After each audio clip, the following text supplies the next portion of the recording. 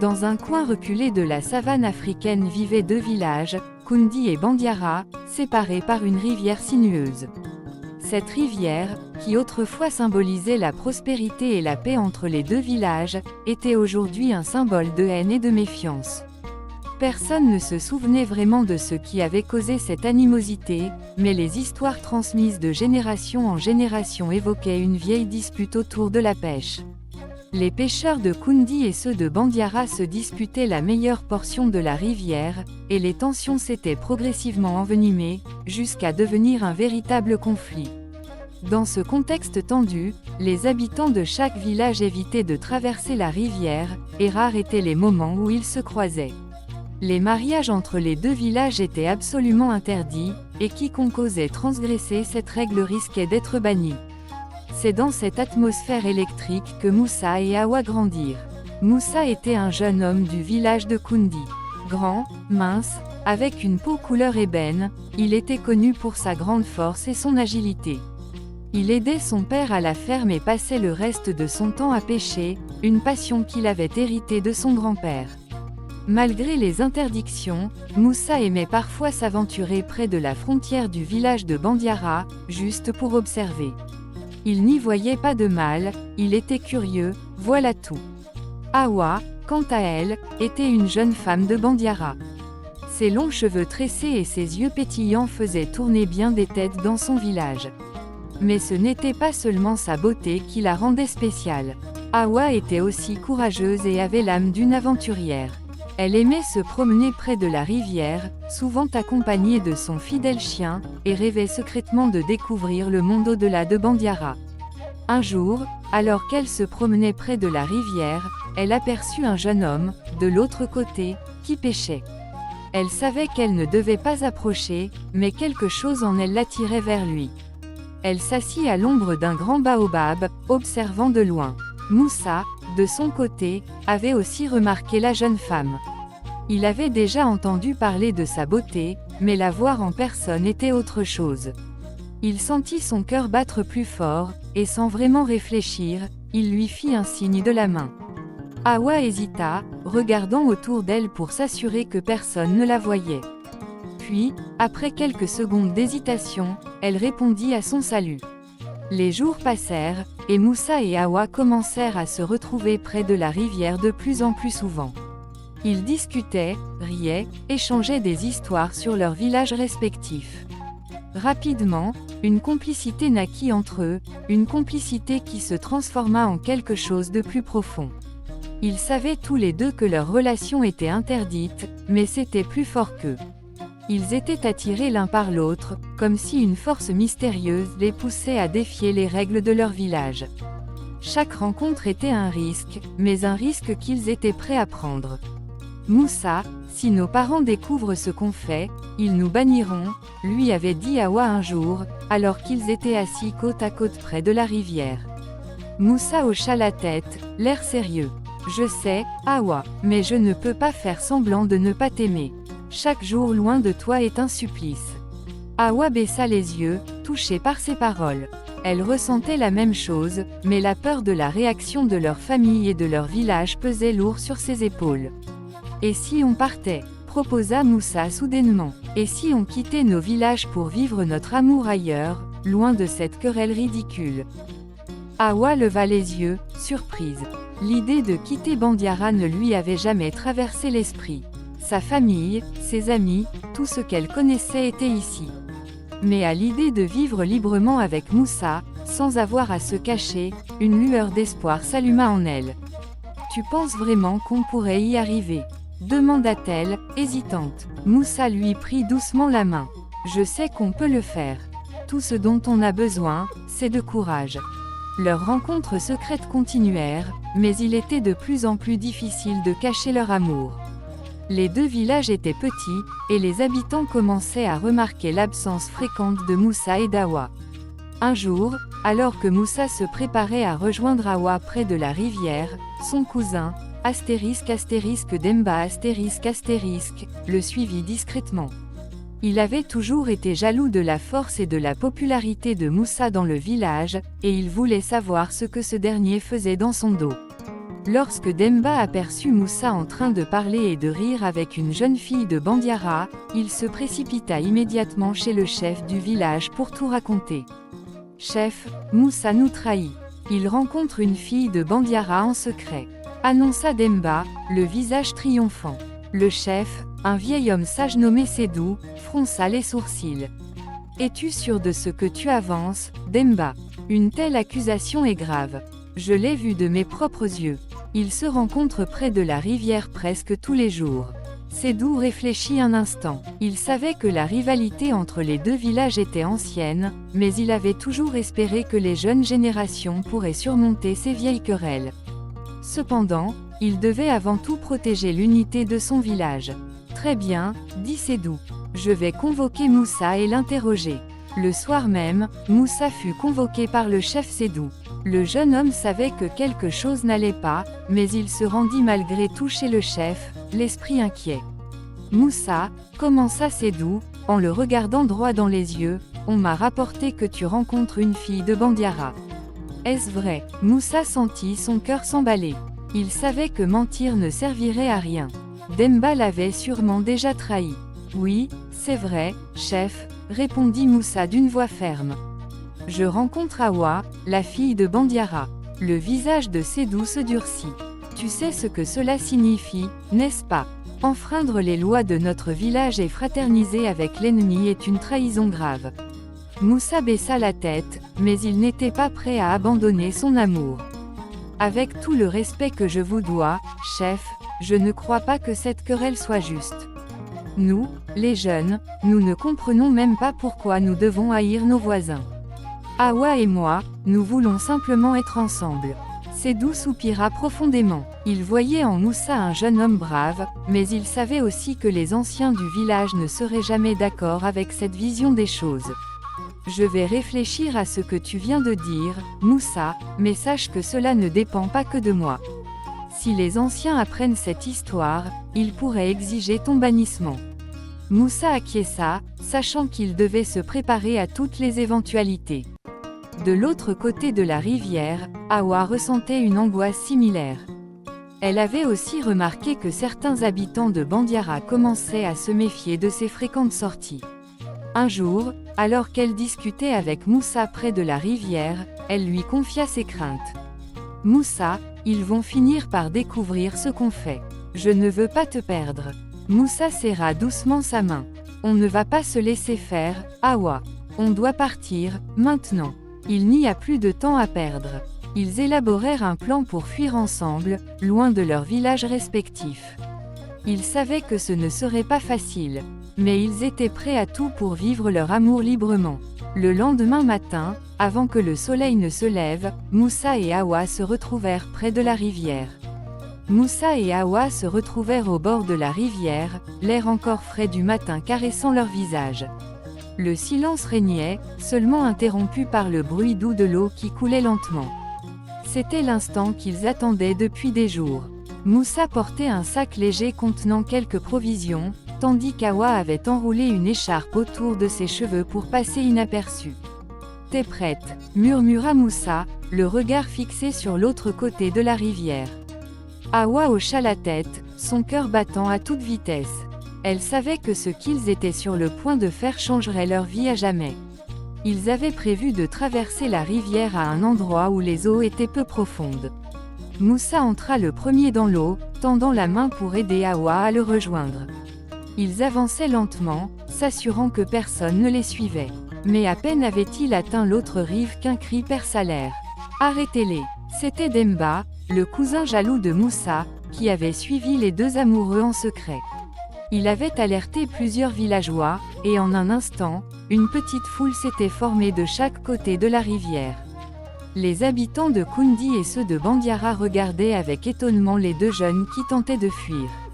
Le chef Sédou arriva à son tour, accompagné de plusieurs anciens du village de Koundi. Du côté de Bandiara, c'était le père d'Awa, Karim, un homme sévère et respecté, qui se tenait au premier rang. « Moussa, qu'est-ce que tu fais ?» cria Sédou, le visage marqué par la déception. « Reviens tout de suite avant qu'il ne soit trop tard. » De l'autre côté, Karim fixait sa fille avec une colère froide. Awa, comment as-tu osé? Tu déshonores notre famille. Awa, tremblante mais résolue, se tourna vers Moussa. Ils se tenaient la main, affrontant ensemble la foule de visages hostiles. On ne reviendra pas en arrière, répondit Moussa avec calme, tout en serrant fermement la main d'Awa. Nous avons décidé de partir ensemble. La tension était palpable. Les anciens de Koundi se consultaient à voix basse, tandis que du côté de Bandiara, les hommes du village chuchotaient entre eux, certains proposant même d'aller chercher des armes. Soudain, une voix plus forte que les autres s'éleva. « Laissez-les partir », dit Sédou, coupant le silence. Ces paroles choquèrent tout le monde, y compris Moussa et Awa. Les regards se tournèrent vers lui, incrédules. Sédou, bien que chef du village, n'avait jamais osé aller contre les traditions, mais cette fois, il semblait prêt à briser les règles. Ils ne font de mal à personne, continua-t-il. Ils veulent simplement vivre leur amour. Peut-être est-il temps pour nous de mettre fin à cette haine inutile qui nous divise depuis trop longtemps. Les murmures s'intensifièrent dans la foule. Certains villageois semblaient d'accord avec Sédou, d'autres étaient outrés. Mais avant que quiconque puisse réagir, Karim, le père d'Awa, s'avança. « L'amour, rugit-il, il n'y a pas de place pour l'amour entre nos deux villages tant que cette querelle n'est pas résolue. Awa, tu vas revenir avec nous tout de suite. » Awa, le regard fixé sur son père, refusa de bouger. « Non, papa, je pars avec Moussa, je l'aime, et je ne me cacherai plus. » Karim, furieux, fit un pas vers elle, mais Sédou s'interposa. « Laisse-les partir, Karim, » dit Sédou avec fermeté. « Nous ne pouvons pas les forcer à rester. » Karim le regarda avec mépris, mais quelque chose dans l'attitude de Sédou l'obligea à reculer. Sous les regards incrédules des villageois, Moussa et Awa franchirent enfin la frontière invisible qui séparait leurs deux mondes. Ils avancèrent main dans la main, le cœur rempli d'espoir mais aussi de crainte pour ce qui les attendait. Ils marchèrent pendant des heures, loin des deux villages, traversant des plaines et des forêts. Leur but était de rejoindre un village éloigné où personne ne les connaissait, où ils pourraient vivre librement sans être jugés par les vieilles traditions. Après plusieurs jours de marche, ils arrivèrent enfin à leur destination, un petit village nommé Tassira, niché au cœur d'une vallée verdoyante. Là-bas, ils furent accueillis chaleureusement par les habitants, qui ne posèrent pas de questions sur leur passé. Moussa trouva rapidement du travail en tant que pêcheur, et Awa s'intégra à la communauté en aidant à la culture des champs. Leur amour grandit chaque jour, loin des conflits qui avaient marqué leur vie précédente. Mais malgré leur bonheur, une part d'eux ne pouvait s'empêcher de penser à leurs familles respectives. Moussa s'inquiétait pour ses parents, tandis qu'Awa se demandait si son père lui pardonnerait un jour.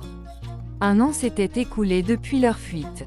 Un matin, alors que Moussa et Awa travaillaient dans leur petite maison, un visiteur inattendu se présenta à leur porte. C'était Demba, le cousin de Moussa. Moussa se tendit immédiatement, méfiant. Pourquoi Demba venait-il ici après tout ce temps? Était-il venu leur causer des ennuis? Mais Demba, loin d'avoir l'air hostile, avait l'air embarrassé. Moussa, Awa, je suis venu m'excuser, dit-il, baissant la tête. J'ai mal agi. C'est moi qui ai révélé votre relation au village, et je regrette. Moussa, surpris, échangea un regard avec Awa. Pourquoi es-tu ici? Demanda-t-il enfin. Demba soupira. Depuis que vous êtes parti, les choses ont changé dans nos villages. Le chef Sédou a convaincu les anciens de revoir les règles. Les tensions entre Koundi et Bandiara ont diminué. Les gens commencent à se rendre compte que cette vieille querelle n'avait plus de sens. Awa sentit son cœur se réchauffer à ces mots. Peut-être que leur fuite n'avait pas été en vain après tout. Et, continua Demba, vos parents veulent vous revoir. Ils sont inquiets, mais ils ont compris que vous aviez raison de suivre votre cœur. Moussa et Awa restèrent silencieux un moment, choqués par cette nouvelle inattendue. « Est-ce que tu es sérieux ?» demanda Awa, la voix tremblante d'émotion. Demba hocha la tête. « Ils m'ont envoyé vous chercher. Si vous voulez revenir, vous serez accueillis à bras ouverts. » Moussa prit la main d'Awa, la serrant doucement. Ils avaient construit une nouvelle vie ensemble, mais l'idée de pouvoir rétablir des liens avec leur famille les touchait profondément. On doit y réfléchir, dit Moussa enfin, la voix pleine d'émotion. Pendant plusieurs jours, Moussa et Hawa discutèrent longuement de la proposition de Demba. Le village de Tassira leur avait offert un refuge, et ils y avaient trouvé la paix, mais le désir de revoir leur famille pesait lourd sur leur cœur. « Si on y retourne, tu crois qu'ils nous accepteront vraiment ?» demanda Hawa un soir, alors qu'ils étaient assis autour d'un feu. Moussa haussa les épaules. « Je ne sais pas, mais Demba semblait sincère. Si Sédou a réussi à calmer les tensions, peut-être qu'on pourrait enfin vivre en paix, sans avoir à se cacher. » Hawa hocha la tête, pensive. Elle savait que c'était une décision difficile, mais elle ressentait au fond d'elle qu'elle devait donner une chance à cette réconciliation. Après avoir longuement réfléchi, Moussa et Hawa décidèrent de retourner dans leur village. Ils voulaient revoir leur famille, mais surtout, ils espéraient que leur amour pourrait contribuer à apaiser les vieilles querelles entre Kundi et Bandiara. Leur retour fut émouvant. Les villageois les accueillirent avec une mixture de surprise et de soulagement. Les anciens, qui autrefois s'opposaient fermement à leur relation, avaient changé d'avis en voyant l'impact positif de leur départ sur les relations entre les deux villages. Sédou les salua avec un sourire chaleureux. « Vous avez prouvé que l'amour peut surmonter les haines les plus profondes, » dit-il. « J'espère que votre histoire inspirera les générations futures à ne pas répéter les erreurs du passé. » Les parents de Moussa et d'Hawa les prirent dans leurs bras, les larmes aux yeux. Le retour de Moussa et Hawa dans leurs villages respectifs marqua le début d'une nouvelle ère. Les deux jeunes amoureux furent accueillis comme des symboles de réconciliation, même si tout le monde n'était pas encore totalement à l'aise avec cette union. Il fallait du temps pour que certaines rancunes s'effacent, mais un changement subtil s'était opéré. Karim, le père d'Hawa, bien que toujours sévère, semblait plus apaisé. Il accepta finalement que sa fille avait pris sa propre décision, même si cela l'avait blessé. Il restait un homme fier, mais il reconnut, à sa manière, que les traditions n'étaient pas immuables. En revanche, la mère d'Hawa, qui avait toujours été plus compréhensive, les reçut avec une tendresse presque inattendue. Elle n'avait jamais voulu voir sa fille s'en aller, mais elle respectait la force de son amour. Du côté de Moussa, ses parents étaient ravis de le revoir. Son père, bien que dur et un peu rigide dans ses croyances, était secrètement fier du courage de son fils. Sa mère, quant à elle, le couvrit d'embrassades, heureuse de le retrouver sain et sauf après tant de mois d'inquiétude. L'amour avait montré qu'il pouvait être une force plus puissante que la peur du jugement des autres. Les jours passèrent, et peu à peu, les deux villages commencèrent à se rapprocher. Les vieilles rancunes n'étaient plus un obstacle insurmontable. Sédou, de son côté, fit tout pour maintenir cette dynamique de paix. Il organisait régulièrement des rassemblements entre Kundi et Bandiara, où les anciens échangeaient leurs histoires et discutaient de l'avenir. À chaque fois, Moussa et Hawa étaient présents, comme un rappel vivant que le changement était possible. Moussa et Hawa décidèrent de ne pas retourner vivre à Tassira, même si leur expérience là-bas avait été douce et enrichissante. Ils voulaient plutôt construire une nouvelle maison, entre Kundi et Bandiara, à mi-chemin entre leurs deux villages. Ce lieu symbolique devint rapidement un point de rencontre pour les deux communautés. En peu de temps, d'autres couples des deux villages, autrefois effrayés par l'idée de se mélanger, commencèrent à suivre l'exemple de Moussa et Hawa. Les anciens de Kundi et de Bandiara, qui autrefois interdisaient les unions entre leurs jeunes, firent un pas en arrière. Les mariages mixtes devinrent plus courants, et les jeunes générations grandirent avec un esprit d'ouverture que leurs aînés n'auraient jamais imaginé. La maison de Moussa et Hawa, simple mais chaleureuse, devint un symbole d'union et d'espoir. On l'appelait souvent la maison de l'amour dans les deux villages. Moussa continua de travailler comme pêcheur, tandis qu'Hawa s'investit dans la culture et le commerce des produits du village, devenant une femme respectée dans les deux communautés. Malgré la paix apparente, Hawa sentait toujours une distance entre elle et son père. Karim, bien qu'il l'ait accepté dans sa décision, restait froid.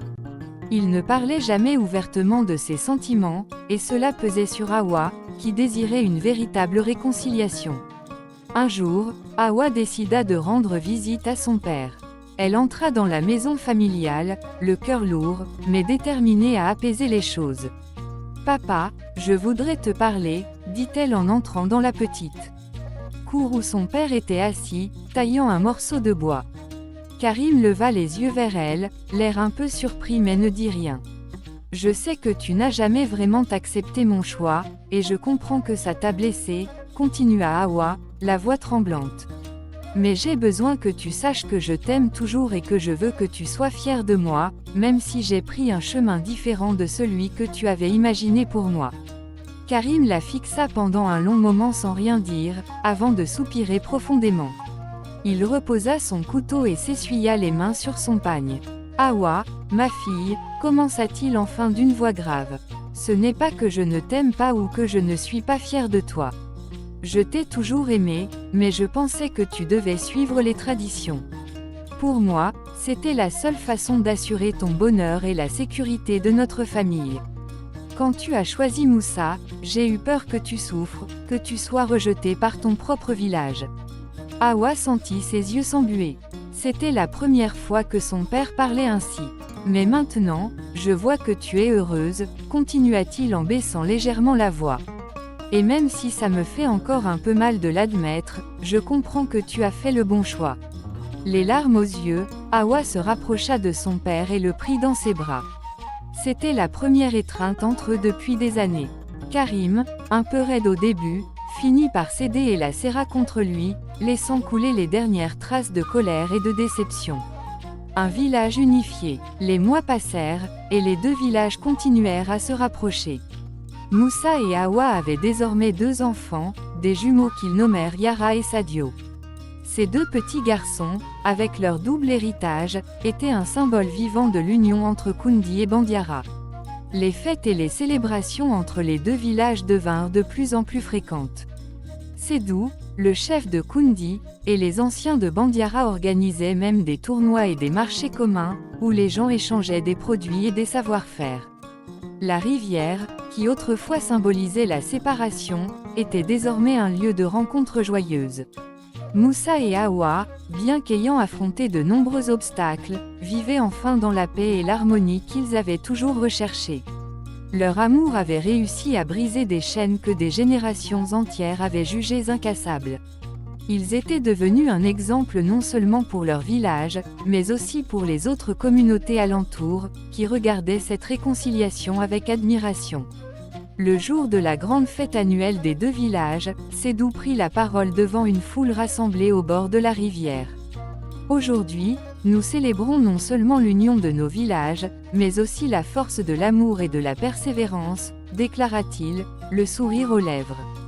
Que Moussa et Hawa soient un exemple pour nous tous. Ils nous ont montré que, parfois, il faut du courage pour aller à l'encontre des traditions et suivre son cœur. La foule éclata en applaudissements, et Moussa et Hawa, entourés de leurs enfants et de leurs familles, se regardèrent avec un sourire complice. Ils savaient qu'ils avaient encore beaucoup à accomplir, mais pour l'instant, ils profitaient de ce moment de paix, heureux de voir leurs 2 mondes enfin unifiés. Ainsi, leur histoire, commencée dans le secret et la fuite, s'était transformée en un conte de réconciliation et de renouveau, prouvant que l'amour pouvait vraiment tout surmonter, même les haines les plus anciennes. Des années plus tard, Hawa et Moussa, maintenant devenus des figures respectées dans leur village, racontaient souvent leur histoire à leurs petits-enfants. Ils la racontaient non pas comme un simple récit d'amour, mais comme une leçon de courage, de persévérance, et surtout de pardon.